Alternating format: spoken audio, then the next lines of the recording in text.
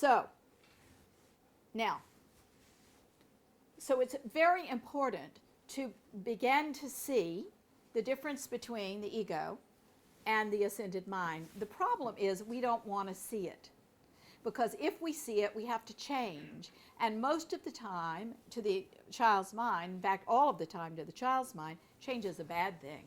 Because the ego says to us that the only reason you're alive and safe is because of the limitations that the ego put on you and what you're believing. It says it kept you safe. In truth, it did not keep you safe. The only thing that kept you safe is that you are in the grace of God and you were supposed to be here or you wouldn't be here. You see? That's the truth. But the child's mind cannot see that. And remember that the child's mind can only see itself. It's a child. You know? The ego and the ego child's mind can only see itself. It knows nothing of your transcendent self, this larger self of you. But the transcendent self knows everything about the ego. But this is why it's so hard to budge out of that ego system, because it thinks you're going to die if you go on. And everyone that does consciousness work ultimately has to get to a point where they say, you know, I'm willing to die. I'm willing to die for these deeper levels of God in me. And of course you won't die. But if you're so afraid of dying, you see, do you understand that it's the fear of death that gave you every single solitary one of your issues?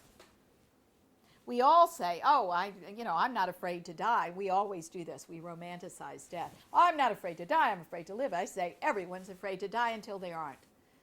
Because you formed your issues to make sense of your world, because you had to survive, and you wouldn't survive if you did not make sense of your world. So the father that would not ever, ever in his life take time to come to a recital or come to a PTA meeting or everything, you immediately said, because the child's mind only thinks of itself, I'm not important to my father, and my work and what I do isn't important. So this child that believes that is going to grow up to do menial tasks, or they're going to be a workaholic like the father is and not in the home.